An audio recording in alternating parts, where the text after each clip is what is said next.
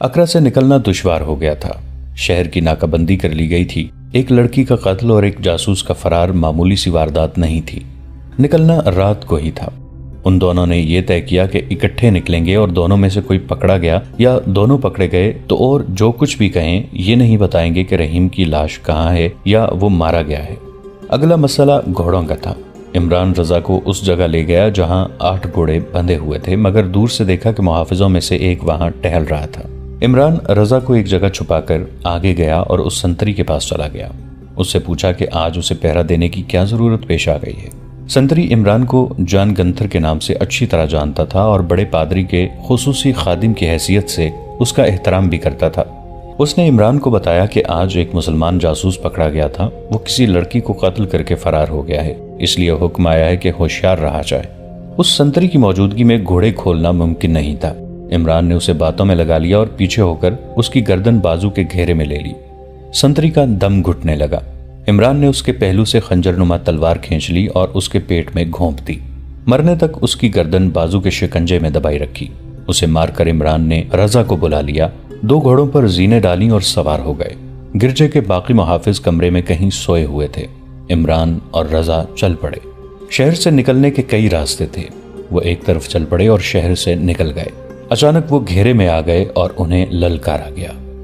ہم شہری ہیں دوستو، عمران نے کہا، ہم بھی تمہاری طرح ڈیوٹی دے رہے ہیں۔ 3-4 مشعلیں جل اٹھیں جن کی روشنی میں انہوں نے دیکھا کہ وہاں گھڑ سواروں کا ایک دستہ تھا جو ادھر ادھر پھیلا ہوا تھا۔ تب انہیں احساس ہوا کہ شہر کی ناکہ بندی ہو چکی ہے۔ عمران نے اپنے کپڑے نہیں دیکھے تھے، اس کے کپڑوں پر سنتری کا خون تھا۔ مشعل کی روشنی میں یہ خون صلیبی سواروں کو نظر آ گیا۔ اس سے پوچھا گیا کہ یہ خون کس کا ہے تو عمران نے لگام کو جھٹکا دے کر گھوڑے کو ایڑ لگا دی۔ رضا نے بھی ایسا ہی کیا مگر اس نے ذرا دیر کر دی۔ عمران نکل گیا، رضا گھیرے میں آ گیا۔ عمران کے پیچھے بھی 3-4 سوار گئے۔ اسے رضا کی بلند پکار سنائی دینے لگی، عمران رکنا نہیں، نکل جاؤ، خدا حافظ۔ عمران بہت دور تک یہ پکار سنتا رہا۔ پتہ چلتا تھا جیسے وہ گھیرے سے نکلنے کی کوشش کر رہا ہے۔ عمران کا گھوڑا اچھا تھا۔ اس کے دائیں بائیں سے تیر گزرنے لگے لیکن وہ تعقب کرنے والوں کو پیچھے ہی پیچھے چھوڑتا چلا گیا۔ وہ راستے سے واقف تھا۔ اس نے کرک کا رخ اختیار کر لیا۔ گھوڑا بدلنے کی ضرورت تھی۔ جب صبح کی روشنی سفید ہو رہی تھی اس کا گھوڑا دوڑنے کے قابل نہیں رہا تھا۔ اس نے پانی کی تلاش کرنے کی کوشش ہی نہ کی۔ آگے ریتلی چٹانوں کا علاقہ آ گیا۔ وہ اس میں داخل ہوا ہی تھا کہ اس کے سامنے چٹان میں 2 تیر لگے، جس کا مطلب یہ تھا کہ رک جاؤ۔ وہ رک گیا اور یہ دیکھ کر اس کی جان میں جان آئی کہ اسے روکنے والے اس کی اپنی فوج کے آدمی تھے۔ اسے اپنے کمانڈر کے پاس لے گئے۔ کمانڈر نے اس کی بات سن کر اسے تازہ دم گھوڑا دیا اور 2 سپاہی اس کے ساتھ کر کے اسے کرک کے راستے پر ڈال دیا۔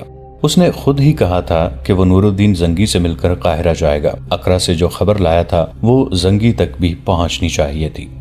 عمران جب کرک کے قلعے میں نور الدین زنگی کے سامنے بیٹھا اپنی کہانی سنا رہا تھا، زنگی اسے ایسی نظروں سے دیکھ رہے تھے جیسے اس خوبرو جوان کو دل میں بٹھا لینا چاہتے ہوں۔ انہوں نے اٹھ کر بےتابی سے عمران کو سینے سے لگا لیا اور اس کے دونوں گال چوم کر پیچھے ہٹ گئے۔ انہوں نے اپنی تلوار نیام سے نکالی اور پھر نیام میں ڈال کر نیام کو چوما۔ اسے دونوں ہاتھوں پر رکھ کر عمران سے کہا، اس وقت جب صلیب ایک خوفناک گدھ کی طرح چاند ستارے پر منڈلا رہی ہے، ایک مسلمان اپنے مسلمان بھائی کو تلوار سے بڑھ کر اور کوئی تحفہ نہیں دے سکتا۔ تم بغداد میں کہو، دمشق میں کہو، کہیں بھی کہو، میں تمہیں ایک محل دے سکتا ہوں۔ تم نے جو کارنامہ کر دکھایا ہے اس کے صلے میں تم دولت کے انبار کے حقدار ہو، لیکن میرے عزیز دوست، میں تمہارے لیے محل کھڑا نہیں کروں گا، تمہیں دولت کی شکل میں صلہ نہیں دوں گا، کیونکہ یہی وہ چیزیں ہیں جنہوں نے مسلمانوں کو اندھا اور پاہج کر دیا ہے۔ یہ قبول کرو میری تلوار، اور یاد رکھو کہ اس تلوار نے بڑے بڑے جابر صلیبیوں کا خون پیا ہے۔ اس تلوار نے بہت سے قلعوں پر اسلام کا جھنڈا لہرایا ہے، اور یہ تلوار اسلام کی پاسبان ہے۔ عمران نور الدین زنگی کے آگے 2 زانو ہو کر بیٹھ گیا اور اس نے سلطان زنگی رحمت اللہ علیہ کے ہاتھوں سے تلوار لے کر چومی، آنکھوں سے لگائی اور کمر سے باندھ لی۔ وہ کچھ کہہ نہ سکا۔ اس پر رقت طاری ہو گئی تھی اور اس کی آنکھوں میں آنسو آ گئے تھے۔ اور اپنی قدر و قیمت جان لو میرے دوست، زنگی نے کہا، ایک جاسوس دشمن کے لشکر کو شکست دے سکتا ہے اور ایک غدار اپنی پوری قوم کو شکست کی ذلت میں ڈال سکتا ہے۔ تم نے دشمن کو شکست دے دی ہے۔ تم جو خبر لائے ہو یہ دشمن کی شکست کی خبر ہے۔ صلیبی انشاءاللہ مصر اور فلسطین کے ساحل سے آگے نہیں آ سکیں گے اور ان کا بحری بیڑا واپس نہیں جا سکے گا۔ یہ تمہاری فتح ہوگی اور اس کا صلہ تمہیں خدا دے گا۔ مجھے قاہرہ کے لیے جلدی روانہ ہونا چاہیے، عمران نے کہا۔ دن تھوڑے رہ گئے ہیں، امیر مصر کو بہت دن پہلے اطلاع ملنی چاہیے تھی۔ تم ابھی روانہ ہو جاؤ، نور الدین زنگی نے کہا۔ میں تمہیں بڑی اچھی نسل کا گھوڑا دے رہا ہوں۔ انہوں نے عمران کو قاہرہ تک کا وہ راستہ بتا دیا جس پر کئی چوکیاں تھیں۔ ان پر قاصدوں کے گھوڑے بدلنے کا انتظام تھا، اور صلاح الدین ایوبی سے پہلی بات یہ کہنا کہ رحیم اور رضا کے خاندانوں کو اپنے خاندان میں جذب کر لو، ان کے خاندانوں کی کفالت کا انتظام بیت المال سے کرو۔ انہوں نے عمران سے پوچھا، تم صرف جاسوسی کر سکتے ہو یا جنگ کو بھی کچھ سمجھ سکتے ہو؟ کچھ سوچ بوجھ رکھتا ہوں، عمران نے جواب دیا۔ آپ حکم دیں۔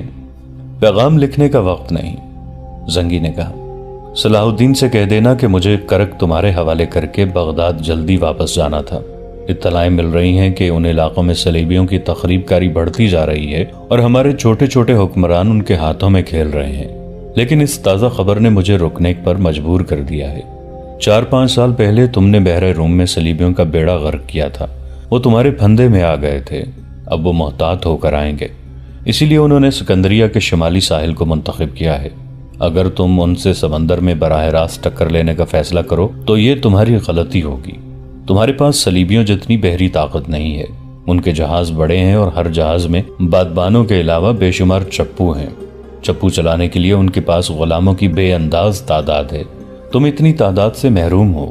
تمہارے جہازوں کے چپو چلانے والے ملاح ہیں اور سپاہی بھی، سمندری جنگ میں وہ دونوں کام نہیں کر سکیں گے۔ صلیبیوں کو ساحل پہ آنے دو، سکندریہ کو بحری گولوں کا خطرہ ہوگا، آتشی گولے شہر کو آگ لگا دیں گے، اس کا کوئی انتظام کر لینا۔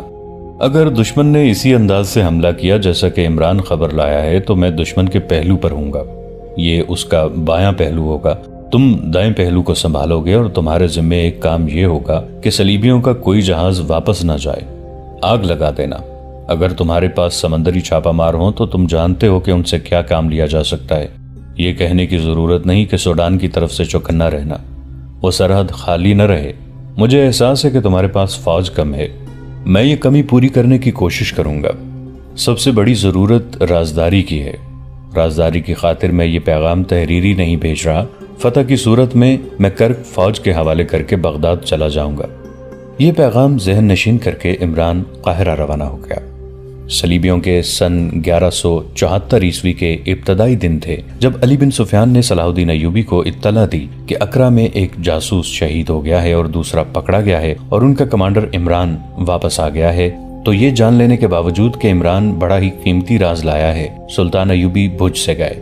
انہوں نے علی بن سفیان کے ساتھ چند ایک باتیں کر کے عمران کو اندر بلایا اور اٹھ کر اسے گلے لگا لیا، پھر کہا، پہلے مجھے یہ بتاؤ کہ تمہارا ایک ساتھی شہید کس طرح ہوا ہے اور دوسرا پکڑا کس طرح گیا ہے۔ عمران نے پوری تفصیل سے ساری کہانی بیان کر دی، اور جب اس نے وہ راز بیان کیا جو وہ اکرا سے لایا تھا تو سلطان ایوبی کی آنکھیں چمک اٹھیں۔ عمران نے یہ بھی بتایا کہ وہ نور الدین زنگی کو اطلاع دے آیا ہے۔ اس نے سلطان ایوبی کو سلطان زنگی کا پیغام سنایا۔ اس سے سلطان ایوبی کا بہت سا وقت بچ گیا تھا۔ انہوں نے پہلا کام یہ کیا کہ رحیم اور رضا کے خاندانوں کے لیے وظیفہ مقرر کیا اور ان خاندانوں کے متعلق معلومات پیش کرنے کو کہا تاکہ اس کے متعلق ان کی مزید مدد کی جا سکے۔ اس کے بعد انہوں نے عمران سے بہت سی باتیں پوچھی۔ عمران نے انہیں بتایا کہ صلیبیوں کا بحری بیڑا 4-5 سال پہلے کی نسبت زیادہ ہوگا، حملہ 1 ماہ کے اندر اندر ہوگا، یورپ سے تازہ دم فوج لی جائے گی جسے سکندریہ کے شمال میں اتارا جائے گا، دوسری فوج بیت المقدس کے علاقے سے آئے گی جو مصر کی طرف پیش قدمی کرے گی، سکندریہ کے شمال میں اترنے والی فوج سکندریہ پر قبضہ کر کے اسے اڈا اور رسد گاہ بنائے گی اور شمال کی طرف سے مصر پر حملہ آور ہوگی۔ عمران کے کہنے کے مطابق صلیبیوں کو یہ توقع ہے کہ وہ سلطان ایوبی کو بے خبری میں جا لیں گے اور نور الدین زنگی انہیں مدد اور کمک نہیں دے سکیں گے کیونکہ راستے میں صلیبیوں کی بیت المقدس والی فوج حائل ہوگی۔ یہ ایسا طوفان تھا جو بے خبری میں آ جاتا تو مصر پر صلیبیوں کا قبضہ یقینی تھا۔ سلطان ایوبی نے اسی وقت اپنے تمام سینئر کمانڈروں کو بلا لیا۔ علی بن سفیان کو انہوں نے یہ ہدایت دی کہ وہ دشمن کے جاسوسوں کے خلاف اپنی سرگرمیاں اور تیز کر دیں تاکہ اپنی فوجوں کی نقل و حرکت کے متعلق کوئی خبر باہر نہ جا سکے۔ سکندریہ کے متعلق انہوں نے خصوصی ہدایات دیں۔ برطانیہ ابھی اس جنگ میں شریک نہیں ہونا چاہتا تھا۔ انگریزوں کو غالباً یہ توقع تھی کہ کسی وقت وہ اکیلے ہی مسلمانوں کو شکست دے کر ان کے علاقوں پر قابض ہو جائیں گے، لیکن یورپ سب سے بڑے پادری کے کہنے پر انگریزوں نے صلیبیوں کو اپنے کچھ جنگی جہاز دے دیے تھے۔ اسپین کا تمام بیڑا اس حملے میں شرکت کے لیے تیار تھا۔ فرانس، جرمنی اور بیلجیم کے جہاز بھی آ گئے تھے اور اس متحدہ بیڑے میں یونان اور سسلی کی جنگی کشتیاں بھی شامل تھیں۔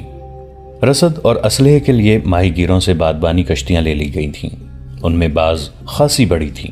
اس بیڑے سے ان تمام ممالک سے تازہ دم فوج آ رہی تھی جس سے صلیب پر حلف لیا گیا تھا کہ فتح حاصل کیے بغیر واپس نہیں آئے گی۔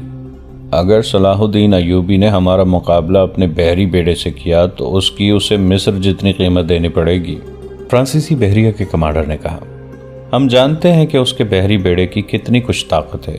وہ بحیرہ روم کے دوسرے کنارے پر ایک کانفرنس میں بیٹھ کر کہہ رہا تھا، صلاح الدین اور نور الدین خشکی پر لڑنے والے لوگ ہیں۔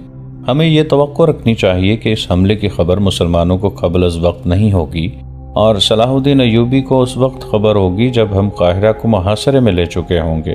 نور الدین زنگی اس کی مدد کے لیے نہیں پہنچ سکے گا اور ہمارا یہ حملہ فیصلہ کن ہوگا۔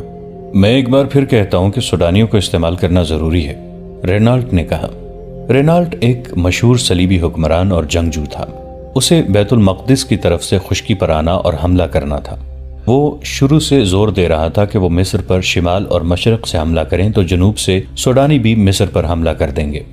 آپ پچھلے تجربوں کو بھول جاتے ہیں، اسلام کے سب سے بڑے دشمن فلپ آگسٹس نے کہا۔ 1169 میں ہم نے سوڈان کو بے دریغ مدد دی تھی اور اس توقع پر ہم نے سمندر سے حملہ کیا تھا کہ سوڈانی جنوب سے حملہ کریں گے اور صلاح الدین ایوبی کی فوج میں جو سوڈانی ہیں وہ بغاوت کر دیں گے، مگر انہوں نے کچھ بھی نہیں کیا۔ 2 سال بعد پھر انہیں مدد دی گئی، انہوں نے یہ بھی ضائع کر دی۔ اب کہ پھر انہوں نے ہمیں مایوس کیا ہے، ہم کیوں انہیں اپنے منصوبے میں شریک کریں؟ اگر مصر ہم نے اپنی طاقت سے لے لیا تو سوڈانی ہم سے حصہ مانگیں گے۔ آپ یہ بھول رہے ہیں کہ سوڈانیوں میں مسلمانوں کی تعداد کم نہیں۔ مسلمان پر بھروسہ کرنا غلطی ہے۔ اگر آپ سچے دل سے اسلام کا نام و نشان مٹانا چاہتے ہیں تو کسی مسلمان کو اپنا دوست نہ سمجھیں، انہیں خرید کر اپنا دوست ضرور بنائیں لیکن دل میں ان کی دشمنی قائم رکھیں۔ آپ ٹھیک کہتے ہیں، ایک اور صلیبی بادشاہ نے کہا۔ آپ لوگوں نے فاطمیوں کو دوست بنایا، وہ صلاح الدین ایوبی کا دشمن ہوتے ہوئے بھی اسے قتل تک نہیں کر سکے۔ ہم نے انہیں بڑے بڑے قابل جاسوس اور تخریب کر دیے جو انہوں نے اپنی غلطیوں سے پکڑوا کر مروا دیے۔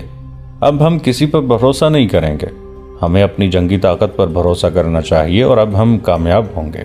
ان کی جنگی طاقت اتنی زیادہ تھی کہ وہ اس سے زیادہ تکبر کرنے میں حق بجانب تھے۔ بحری بیڑے کا تو کوئی حساب ہی نہ تھا۔ بیت المقدس کی طرف سے جو فوج آ رہی تھی وہ سمندر کی طرف سے آنے والی نفری سے دگنی تھی۔ یورپی مورخوں میں تعداد کے متعلق اختلاف پایا جاتا ہے۔ بعض نے تو اس حملے کا صلیبی جنگوں میں ذکر ہی نہیں کیا، جیسے اس کی کوئی اہمیت ہی نہیں تھی۔ اس حملے میں کم و بیش صلیبیوں کی 6 بادشاہیاں شامل تھیں۔ کچھ چھوٹے چھوٹے حکمران بھی تھے جو اپنی فوجیں لے آئے تھے۔ ان میں خامی یہ تھی کہ ان کی کمان متحدہ نہیں تھی۔ تاہم یہ لشکر نور الدین زنگی اور سلطان صلاح الدین ایوبی کو آسانی سے شکست دے سکتا تھا۔ سلطان ایوبی کی کمزوری یہ تھی کہ ان کی فوج کم تھی۔ اس کے علاوہ مصر میں غداروں نے بد امنی پھیلا رکھی تھی اور سب سے بڑا خطرہ یہ تھا کہ سوڈانی بھی حملہ کر سکتے تھے۔ نور الدین زنگی کو بھی کچھ ایسی ہی دشواریوں کا سامنا تھا۔ دنیا اسلام چھوٹی چھوٹی ریاستوں میں بٹی ہوئی تھی اور یہ حکمران عیش و عشرت کے عادی ہو چکے تھے۔ صلیبیوں نے انہیں اپنے زیر اثر لے رکھا تھا۔ وہ آپس میں بھی پھٹے ہوئے تھے اور انہیں اسلام کی ناموس کا ذرہ بھر بھی احساس نہ تھا۔ سلطان ایوبی نے اپنے سینئر کمانڈروں کو بلا کر اپنی فوج کو 3 حصوں میں تقسیم کر دیا۔ ایک حصے کو انہوں نے سوڈان کی سرحد پر چلے جانے کو کہا۔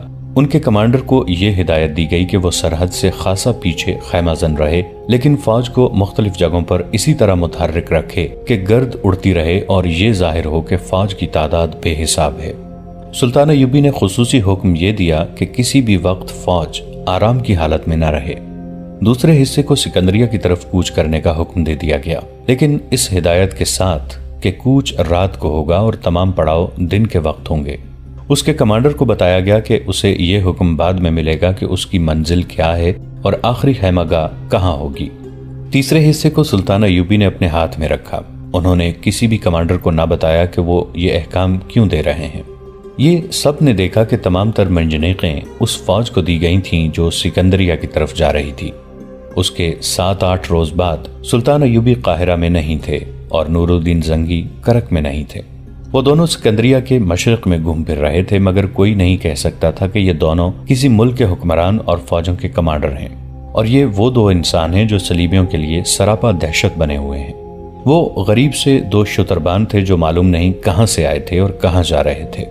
انہوں نے ساحل پر جا کر بحر روم کی وسعت کو نظروں سے بھانپا اور ناپا۔ وہ 3-4 دن میں دور دور گھوم گئے۔ سلطان ایوبی سکندریہ اور نور الدین زنگی کرک چلے گئے۔ سلطان ایوبی نے اپنے امیر البحر کو کچھ احکام دیے اور وہ چلے گئے۔ صلیبیوں کا بیڑا مکمل خاموشی اور رازداری سے آیا۔ بیت المقدس سے صلیبیوں کی فوج چل پڑی۔ دونوں کی روانگی کے اوقات میں مطابقت تھی۔ صلیبیوں نے بڑے اچھے موسم کا انتخاب کیا تھا۔ اس موسم میں سمندر خاموش رہتا تھا، تلاطم اور طوفان کا خطرہ نہیں ہوتا۔ صلیبی جہازوں کے کپتانوں کو مصر کا ساحل نظر آنے لگا، لیکن انہیں سلطان ایوبی کا کوئی جہاز نظر نہیں آ رہا تھا۔ سب سے اگلے جہاز کے کپتان نے سمندر میں ماہی گیروں کی ایک کشتی دیکھی۔ اس نے جہاز ان کے قریب کر کے اوپر سے جھک کر پوچھا، جنگی جہاز کہاں ہیں؟ اگر غلط بتاؤ گے تو تمہیں ڈبو کر مار ڈالیں گے۔ ماہی گیروں نے کہا، مصر کے جہاز اس طرف نہیں رکھے جاتے، یہاں سے بہت دور ہیں۔ جہاز روک کر رسا پھینکا گیا۔ وہ ماہی گیر رسے کے ذریعے جہاز پر چلے گئے۔ انہوں نے کپتان کو مصر کے جنگی جہازوں کے متعلق جو معلومات دیں وہ یہ تھیں کہ کئی جہاز مرمت ہو رہے ہیں۔ جو جہاز اچھی حالت میں ہیں وہ اتنی دور ہیں کہ سکندریہ تک پہنچتے 2 دن لیں گے، کیونکہ بادبانوں اور چپنوں کے لحاظ سے وہ کمزور اور کم رفتار ہیں۔ ماہی گیر نے جو سب سے زیادہ قیمتی بات بتائی وہ یہ تھی کہ چونکہ سلطان ایوبی بحریہ کی طرف توجہ نہیں دیتے، اس لیے جنگی ملاح عیش و عشرت میں پڑے رہتے ہیں۔ ساحل کے ساتھ جو دیہات ہیں وہاں چلے جاتے ہیں، ماہی گیروں سے مچھلیاں چھین لیتے ہیں۔ صلیبی بحریہ کے رہنما کے لیے یہ معلومات خوشخبری سے کم نہ تھیں۔ اس نے اپنا جہاز روک لیا اور ایک کشتی کے ذریعے اس بیڑے کے کمانڈر کے جہاز تک گیا۔ اس نے یہ معلومات دیں جو اس نے ان 2 ماہی گیروں سے لی تھیں۔ ان کے لیے میدان صاف تھا۔ کمانڈر نے بیڑے کو وہیں روک لیا۔ وہ شام کے بعد اندھیرے میں ساحل تک پہنچنا چاہتا تھا۔ اسے وہ جگہ بتا دی گئی جہاں ساحل کے ساتھ پانی اتنا گہرا تھا کہ جہاز ریت میں پھنسے بغیر ساحل تک آ سکتے تھے۔ وہاں فوج کو آسانی سے اتارا جا سکتا تھا۔ سکندریہ کی بندرگاہ سے ایک کشتی کھلے سمندر کی طرف چلی گئی جو بظاہر ماہی گیروں کی تھی۔ ابھی سورج غروب نہیں ہوا تھا جب یہ کشتی بیڑے تک پہنچ گئی۔ کم و بیش 250 جنگی جہاز سمندر میں دور دور تک بکھرے ہوئے تھے۔ ماہی گیر اپنی کشتی کو بیڑے کے درمیان لے گئے اور پوچھ کر کمانڈر کے جہاز تک پہنچ گئے۔ انہوں نے کمانڈر کو بتایا کہ اسکندریہ کے اندر کوئی فوج نہیں ہے، صرف شہری آبادی ہے اور مصری بیڑے کے جنگی جہاز یہاں سے بہت دور ہیں۔ یہ ماہی گیر مسلمانوں کے جاسوس تھے۔ رات کا پہلا پہر تھا جب اگلی صف کے جنگی جہاز ساحل کی طرف بڑھے۔ کسی دشواری کے بغیر ساحل پر لنگر انداز ہو گئے۔ پچھلی صف کے جہاز ان کے قریب عقب میں آئے اور لنگر ڈال دیے۔ تیسری صف بھی قریب آ گئی۔ فوج اتارنے کا انتظام غالباً یہ تھا کہ ہر ایک جہاز کو ساحل پر نہیں آنا تھا، بلکہ تمام جہازوں کو ساتھ ملا کر ان سے فوج کو گزر کر اترنا تھا۔ سکندریہ پر خاموشی سے حملہ کرنے کا فیصلہ کیا گیا۔ اطلاع کے مطابق وہاں فوج نہیں تھی، اس لیے قبضہ کرنا مشکل نہ تھا۔ اگلے جہازوں سے جو فوج اتری اسے سکندریہ میں داخل ہونے کا حکم دے دیا گیا اور سپاہیوں کو بتایا گیا کہ شہر ان کا اپنا ہے، کوئی مزاحمت نہیں ہوگی۔ سپاہی دوڑ پڑے۔ انہیں شہر کو لوٹنا تھا اور ان کی نظر عورتوں پر بھی تھی۔ جو ہی سپاہیوں کا یہ ہجوم شہر کے قریب آیا، شہر کے باہر دائیں اور بائیں شعلے اٹھے جن سے راتیں روشن ہو گئیں۔ یہ گھاس، لکڑیوں اور کپڑوں کے انبار تھے جن پر تیل ڈالا گیا تھا۔ ان سے روشنی کا کام لینا تھا۔ شہر کی گلیوں میں بھی مشعلیں جل اٹھیں اور مکانوں کی چھتوں سے تیروں کا می برسنے لگا۔ صلیبی پیچھے کو بھاگے تو دائیں اور بائیں سے ان پر تیر برسنے لگے۔ ان کے لیے سنبھلنا مشکل ہو گیا۔ زخمیوں کی چیخ و پکار سے رات لرزنے لگی۔ ان صلیبیوں کی تعداد کم و بیش 2000 تھی۔ ان میں سے شاید ہی کوئی زندہ پیچھے گیا ہوگا۔ صلیبی فوج جو ابھی جہازوں میں تھی اسے آگے آنے کا حکم ملا۔ جہازوں میں سے صلیبیوں کی منجنیقیں آتشی گولیں پھینکنے لگیں اور دور مار تیر بھی آنے لگے۔ سب سے پیچھے والے 2-3 جنگی جہازوں میں سے شعلے اٹھے۔ صلیبی کپتانوں نے پیچھے دیکھا۔ یوں معلوم ہوتا تھا جیسے سمندر سے آگ کے گولے اٹھتے ہیں اور ان کے جہازوں میں آ کر گرتے ہیں۔ دوستو، آج کے لیے اتنا ہی۔ اسی کہانی کی اگلی قسط کے ساتھ بہت جلد حاضر ہوں گے۔ نیچے کامنٹ سیکشن میں اپنی رائے کا اظہار ضرور کیجیے گا۔ हमारे इस चैनल को सब्सक्राइब करके नीचे मौजूद बेल आइकन को भी जरूर क्लिक कीजिएगा। अगली मुलाकात तक के लिए हमारा और आपका अल्लाह निगहबान।